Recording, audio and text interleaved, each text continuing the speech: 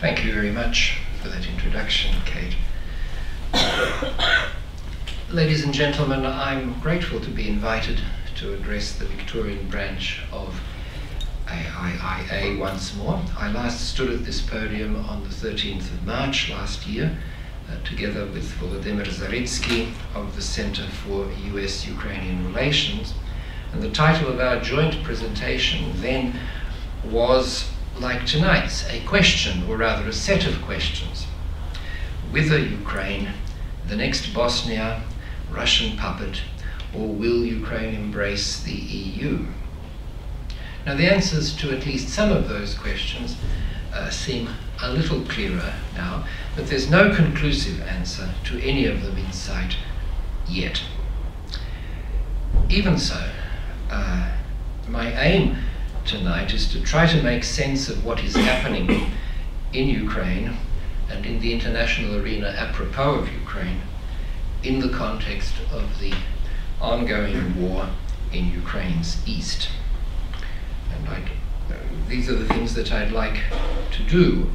First, I'd like to remind us of the chronology of events from the start of the Euromaidan up to today. I'd like to summarize what appear to be the main policy positions of the main players with respect to the current war. I'd like to identify what seems to me is at stake in the conflict for each of the players, and finally to speculate on some possible future scenarios, depending on some of the interesting choices that are available to Mr. Putin. At this point, I need to make the caveat that I always make when I talk about things I know little about. I'm not an international relations expert, I'm a literary historian. And yet, my present research into 19th century cultural and ideological context of the Ukrainian revival in the Russian Empire brings to light some very interesting analogies between the Russian Empire 2 centuries ago and the Russian Federation today. And perhaps if there's time, we might expand on some of those. I use the term frozen conflict, which is a standard phrase in describing certain situations that exist in Europe, and in particular in the post-Soviet space.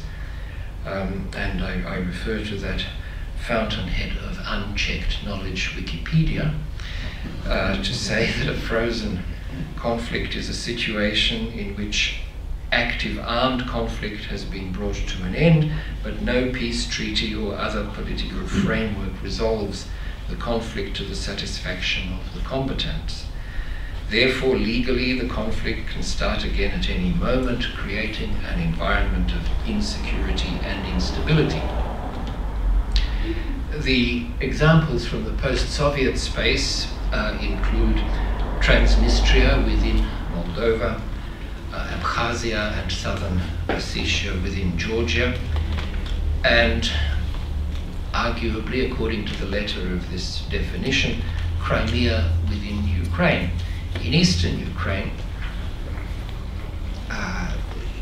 in the case of this territory that is claimed by 2 separate republics in Ukraine's east, conflict is certainly not at an end, it's ongoing. But nevertheless, there may still be some value in bearing in mind the term frozen conflict as we organize our thoughts about the situation. So, the chronology. It all begins in November 2013, when the Euromaidan commences as a protest by friends of the European orientation for Ukraine against the decision by then President Yanukovych and the Ukrainian government not to proceed with signing an association agreement with the EU. And this protest develops as a generalized protest against authoritarianism, corruption, and misuse of state power. In Yanukovych's Ukraine, the Maidan becomes a symbolic space of self-organizing pro-democratic and pro-European activists in Ukrainian society.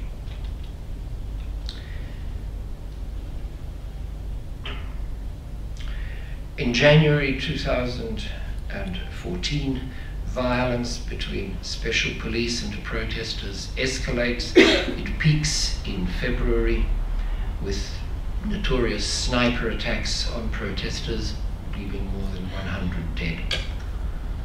In February, Yanukovych flees, an interim government is put in place by the parliament, and a May date is fixed for new presidential elections.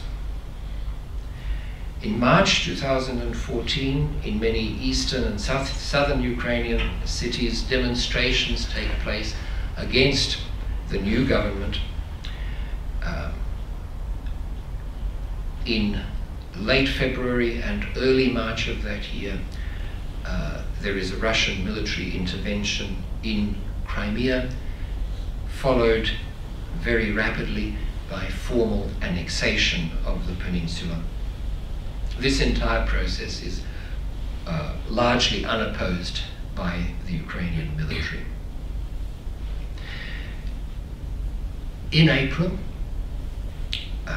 building on the anti-government, now anti-new government protests in Donetsk, Luhansk, and other cities of the east and south, the Donetsk and Luhansk People's Republics are proclaimed. Key buildings in these cities and others are seized.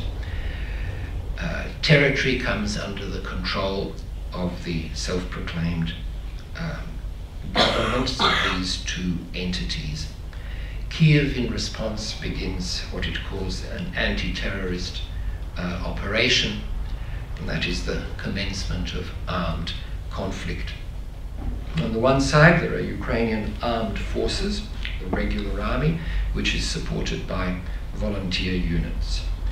And there is a wide movement of civilian support for the Ukrainian war effort,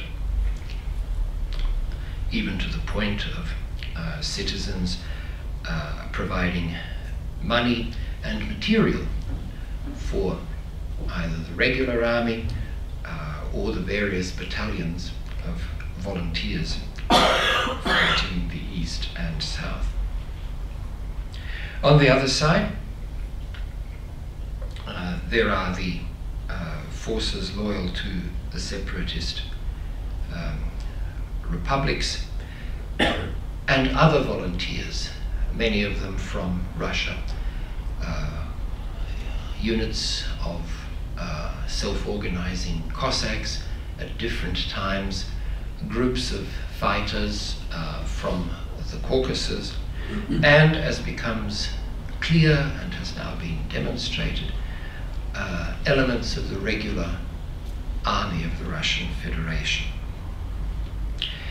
Certainly, in addition to this human support, the separatist cause has financial and material and arms backing from the Russian Federation, though the Russian Federation denies active direct involvement in the conflict.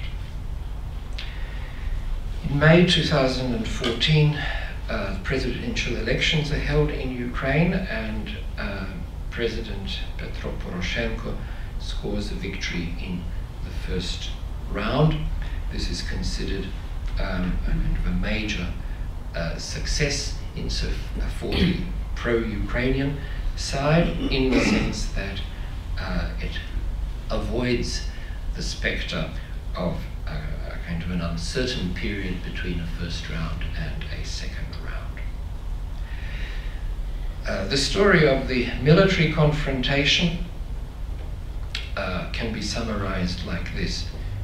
Early military successes on the part of the Russian proxy forces, followed by Ukrainian military successes, and then these stall as the separatist side is replenished with men, arms, and supplies from the Russian Federation. Violence continues and the loss of life grows. In July, of course, that loss of life includes the passengers and crew of MH17.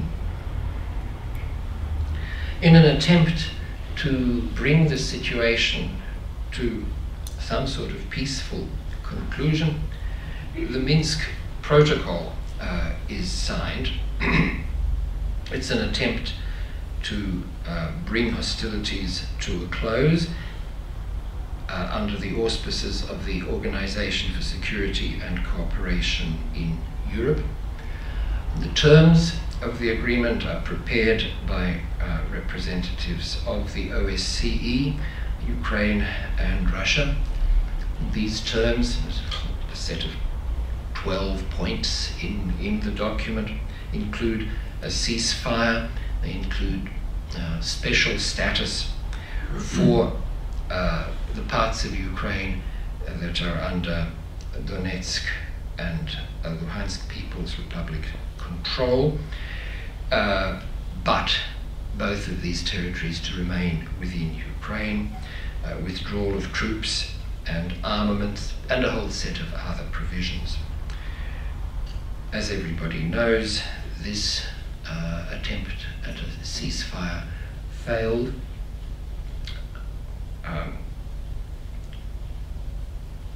The situation returned, hostilities resumed.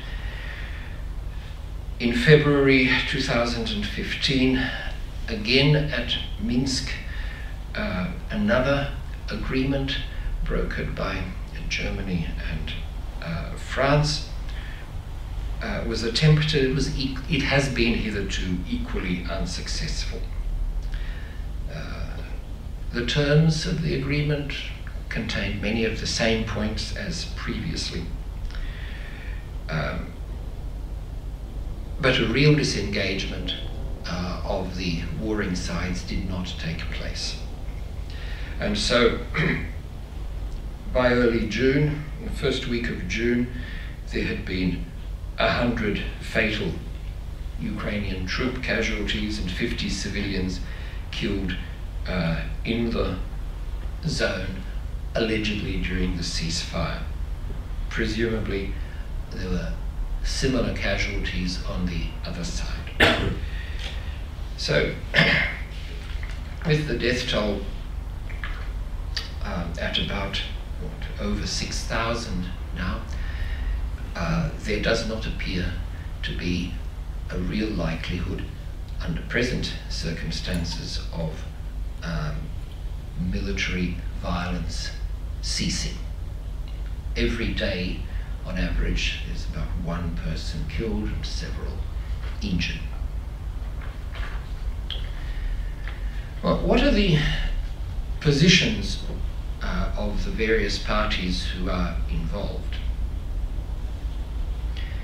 Well, let's start with the Russian Federation. The Russian Federation continues to provide the means of war to its separatist proxies, and this includes regular soldiers, while at the same time publicly denying such involvement. Internally, and this is both state-sanctioned activity, directly state-sanctioned activity, but also spontaneous activity by Russian Federation media. There continues an unrelenting campaign, a media campaign, negatively portraying the West as the real adversary in this Ukrainian confrontation, and the Ukrainian government in Kiev as an implement of Western interests, particularly of United States interests. Sanctions which have been leveled against the Russian Federation are interpreted formally and again for public consumption at home as a hostile act on the part of the EU and the United States, and the EU is represented as acting largely under pressure from the United States in imposing its sanctions regime. At the same time, the Russian Federation has engaged in a number of bellicose gestures, shall we say, military exercises, provocative military maneuvers, and just over a week ago, now the announcement of the commissioning of 40 new intercontinental ballistic missiles, which it is claimed are capable of penetrating even the most sophisticated defense systems. It's clearly a reference to, or a suggestion that these weapons are superior to the defenses that the Americans might have. The European Union, well, for a long time the European Union appeared to be reluctant to impose sanctions. It appeared to be reluctant to take decisive action. In the light of that, the decision taken just 3 days ago, 22nd of June, to extend, not to reduce sanctions, but to extend them in their present form for another half a year.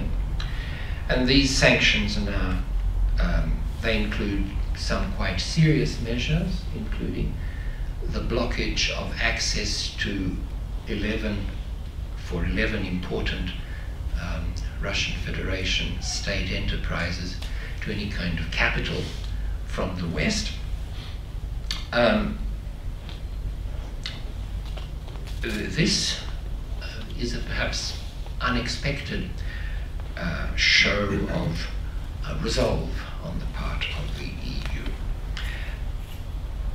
The easing of sanctions has again been tied to Russia's full implementation of the provisions of Minsk II. The United States has established a continuous tradition now of rhetorical support for Ukraine, and the provision of some forms of assistance, but assistance that is studiously low-key, non-lethal. So training, communications and transport equipment, certain kinds of supplies. President Poroshenko, when he was in the United States, memorably said, "You can't win a war with blankets." But this kind of non-provocative support for Ukraine, the kind of support that is unlikely to be interpreted as an act of aggression towards Russia, has been what the United States has been prepared to offer. Australia has also provided training and advice, and Canada too. But in fact, none of these countries have given Ukraine anything that could actually alter the military equation or increase the cost or the risk to Russia of maintaining its current posture. Which is not to say that there haven't been loud voices in the United States on both the Republican and the Democratic side of politics calling for the serious arming of Ukraine. Again, just 3 days ago, the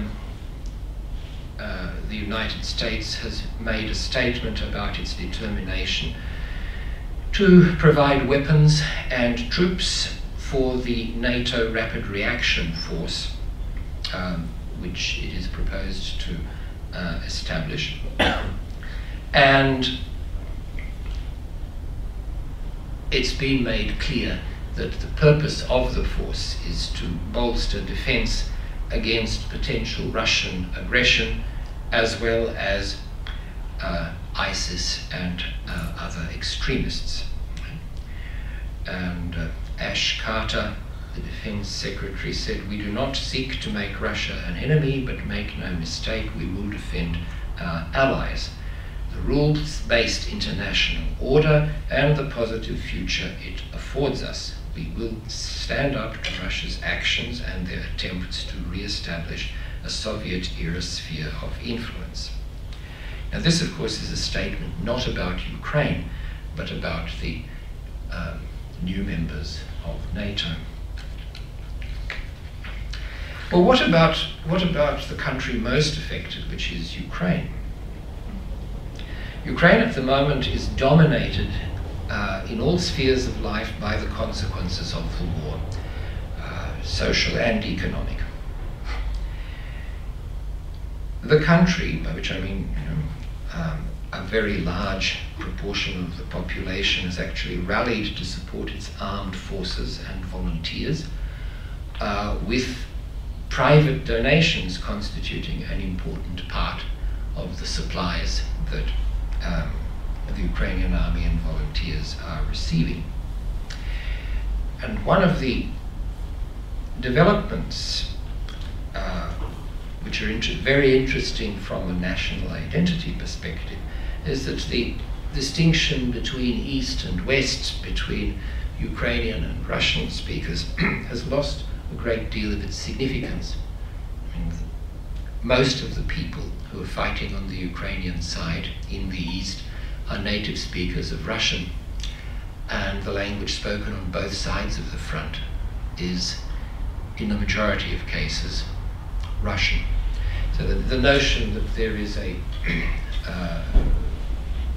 Western Ukraine which is committed to the idea of Ukrainian independence, and the rest of the country is either indifferent or pro-Russian, never was true, but now has been demonstrated not to be the case.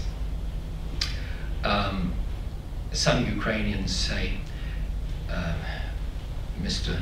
Putin should receive a major Ukrainian honor for achieving what no Ukrainian president has achieved, that is, he's unified the country. Well, this spontaneous re-identification with the country and the state has not been accompanied by a growth in confidence in political leaders. Now, in Ukraine, it has always been very difficult for politicians to capture and maintain trust. And it's always the case that in elections, oppositions are very likely to be more supported than the incumbent government. This is understandable, but it's not good for stability. And the present government has been suffering that same kind of attrition of support and confidence that has afflicted every previous government of Ukraine. And also, it's also concerning that there has been a failure, really, to overcome that rift between state and society that has bedeviled Ukraine for much of its independence, and which was the basis, if you like, of both the Orange Revolution and of the Euromaidan. The sense that the government was pursuing interests which were not those of the citizenry. Well, this is the opposite of the situation in the Russian Federation, where, according to all accounts, there is a very strong support among the populace for the personalities of the Russian leadership, President Putin in particular, and also for the policies of the external policies of the Russian government.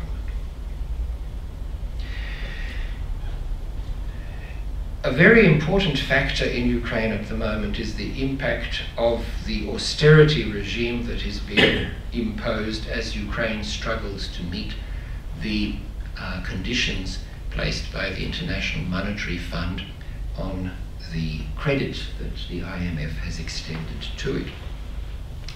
The IMF in February issued $17.5 billion of credit to Ukraine over 4 years in expectation that Ukraine will institute economic reforms and will do successful battle with corruption. Well, these are reforms that are difficult to implement in the middle of a war. And as the Ukrainian government tries to cut its budget deficit, pensions have come down in real terms as inflation has cut people's buying power and is in the process of eroding their savings. There are many economic problems that Ukraine now has to endure. The export potential of the country has been depleted with the loss of Donbass steel and coal, and just today indeed one could read about the dismantling of East Ukrainian industries for transportation to the Russian Federation. The Russian market has collapsed for Ukrainian exports. Then there are the direct costs of running the war. Then there are the costs of the 1.2 million internal refugees that now have to be accommodated and looked after in Ukraine. A recent article in a publication called The Ukrainian Week, which appears in English as well, by the way, and is easily findable on the web, and produces interesting and objective analysis. So those of you who are interested in Ukrainian affairs could do worse than look up the Ukrainian Week on the web. An opinion piece has suggested that the economic hardships for the population will continue to worsen throughout 2016, with the beginnings of a turnaround in 2017 as the result of some of these reforms, one hopes. But a snap parliamentary election, which could be brought upon by the failure of the governing coalition, could indeed bring back into play the kind of anti-European and many would say also anti-Ukrainian political forces that were represented by Yanukovych and his party of regions. And so, as far as Ukraine is concerned, at the moment, the only game in town is a continuation of the efforts, military and diplomatic, to restore the territorial integrity of the country, to maintain its democratic institutions and its pluralist fabric of society, and to do battle with the scourge of corruption. But it would take quite an upheaval to change this. This upheaval would mean the reversal of everything that the Euromaidan had represented, but because of the dire economic and social situation of the country, it's not possible to exclude the possibility of even such a turn of events. Well, what is at stake for the various players? For the international community, I suppose it is the persistence of a rules-based international system. It is the principle that national borders will not be changed by force. and that disputes between states will be settled by negotiation, not by violence. At stake is also the idea that international treaties and guarantees have enduring force. For the West, if you like, I mean the European Union and the United States, there's also the notion of the values that the West would like to protect and promote. Respect for human rights, freedom of opinion, freedom of expression, representative democracy, religious toleration, cultural pluralism, things that political realists sometimes scoff at, and values that are quite fragile, and we know how easy it is to set aside some of those values when the exigencies of politics seem to call for it.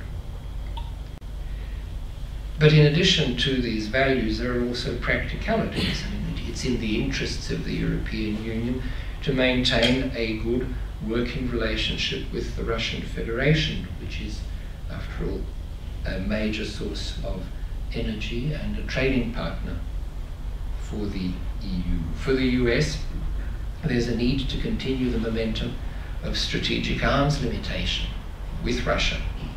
And there's the desirability of having the Russian Federation as a partner, not as an adversary, in keeping in check the various threats, terrorist and otherwise, to global stability. For the Russian Federation, what's at stake? Well, there's the overcoming of the perceived marginalization that the disintegration of the USSR caused. There's the opportunity to bring the Russian Federation into a position of world respect as a great power. Then there's the implementation of what might be called the Russian World Project. There's the determination that is now widely accepted in Russian society to consolidate a civilizational entity that is Russian. Russian in a sense that includes Ukrainians and Belarusians as well. It's a civilizational entity that is orthodox in religious practice, but especially in its social conservatism, and that is fundamentally differentiated from the West. And in fact, many of the people who are actually fighting on the Russian side in eastern Ukraine see themselves as warriors, crusaders almost, defending this notion of a particular kind of Russianness that is threatened, under threat. But then there's also a practical side to things for the Russian Federation. There is the genuine desirability of convenient trading and investment opportunities for the state in general and for the members of the Russian political and economic elite in particular. Ukraine, of course, has more at stake than any other participant. In the first instance, at stake is its survival as an independent, territorially inviolable state. And Ukraine's territorial inviolability, of course, has already been compromised.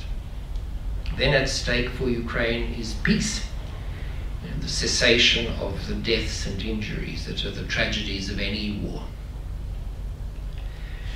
And then there's the ability to maintain the European orientation for the Ukrainian state on the one hand, and for the Ukrainian people on the other, for whom Europeanness is in part an ideal of political behavior, but it's also a hope and a promise for an improved lifestyle. Europe has many symbolic meanings in Ukraine. Right, well, this brings me to the last part of this conversation, which is a consideration of what might happen. The positions of Ukraine and the Western players are fairly clear, and the options for action flowing from these positions are pretty clear as well. For Ukraine, it's the primary duty of any state, the protection of its territory. Really, other than simple surrender, the only option for Ukraine is to try to hold on to the territory it controls by military means, while appealing to the terms of Minsk II as the basis for disengagement. For the EU, the US, NATO, the West, if you like, the avoidance of direct military confrontation with the Russian Federation, the avoidance of game-changing military support for Ukraine, insistence upon international negotiation among states, not including non-state entities like the two people's republics as the basis of settlement, insistence on compliance with the terms of accords, and the use of non-military punishments, sanctions, on Russia in an effort to get it to comply. Well, this is a rational position to take. How long the resolve to maintain it will last is, of course, an open question. The player which has real choices is, of course, the Russian Federation. So in the following, I assume that the United States, the EU, and Ukraine maintain their current stance, and I also assume that Ukraine's current government survives the impact of austerity on public opinion. And as we consider what the options for Mr. Putin might be, there are three, as far as I can see, and each of them has its attractions. Option one is to escalate the conflict, openly to involve the troops of the Russian Federation. This would be very likely to bring to a successful conclusion the pursuit of any military objectives. So the occupation of the whole of the Donbass, including Mariupol, for example, there would be very little likelihood of a military response by NATO. Perhaps at last NATO might make it possible for Ukraine to buy proper defensive weapons from the Americans or the Europeans, but this would really be too late to affect any outcome on the ground. The Russian Federation could create and recognize the two statelets officially. It could support their elite in any further destabilizing work they might like to do in Ukraine. The idea of direct annexation to Russia appears to have little traction at the moment, and it seems that this is not an option that the Kremlin is contemplating at the moment. And that's not surprising given the state of ruin to which the Donbass has now been reduced. The advantages of such a course of action would be, first of all, it has the charisma of action, which would very likely bring the government and Mr. Putin even more popularity at home. It would also be very much in line with the established mythology, the established propaganda image of the world that the Kremlin has been supporting. That is, that there are Western aggressors, there are Ukrainian stooges of the Western aggressors, all of them hostile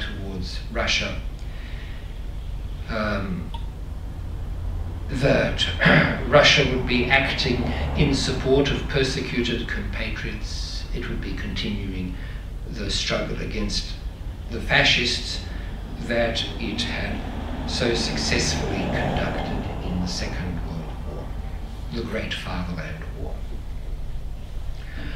And of course, this would illustrate the return of Russia as a great power capable of projecting its will in an area of its interest. It would also enable the dropping of the charade of non-involvement. It would illustrate the powerlessness of the decadent adversaries, and it would thereby support the key thesis of the Russian world, that there's a degenerate West and an invincible Orthodox Third Rome in the East. The disadvantages of this course of action, this option, would be, no doubt, a severe hardening of EU-US sanctions. There would be the threat of really long-term hostile relations between the West and Russia, a new Cold War, indeed. This course of action would drive the remainder of Ukraine irretrievably into the Western camp. And then, despite the expectation that the Russian populace is ready to suffer considerable privation in exchange for participation in Russian greatness, the unpredictable consequences could include economic decline, which would have a negative effect on both the ordinary people and the political and economic elite. And the consequences of that for Putin and his leadership, again, would be unpredictable. Do the advantages outweigh the disadvantages? I suppose the answer to that question depends on the nuances of the internal Russian social and political situation. Option two. Option two would be simply to keep things at their present level, to continue supporting the proxy war while denying involvement, allowing the Luhansk and Donetsk leadership leeway to break the Minsk Accords while laying the blame for this at the feet of the Ukrainian government, keeping the pro-Russian forces supplied with weaponry always sufficient to thwart any Ukrainian advance, keeping attention focused on the Donbass so that the issue of Crimea, where there is no fighting, becomes, the annexation there becomes a fait accompli. Pursuing this course of action keeps Ukraine in a situation where, exhausted economically, it needs to commit very scarce resources to be ready always to fight a defensive war. It makes it impossible for Ukraine to make the kinds of reform, investment and cultural shift that would actually improve the lives of ordinary Ukrainians and give legitimacy to Ukraine's European choice. The advantages are that this course of action is already having the desired effect from the Russian Federation point of view. Ukrainian satisfaction with the president and the coalition in power is declining to the point where future elections could bring to parliament a combination of parties that could shatter the present pro-Europe consensus. And the ongoing war creates opportunities in Russia for the propaganda of othering, of creating the image of the external threat, that image which time and time again in Russian history has consolidated Russian society behind leaders, however odious those leaders may have been. The disadvantage of option two is that it looks like inaction. the Russian Federation might be seen, internally in particular, as exercising insufficient agency. And then, of course, this course of action has considerable costs too. The economy is hurting as sanctions bite, and the expectation that pretty soon the West will simply want to forget about sanctions and to accept the status quo within the last few days, that expectation has been thwarted. Option three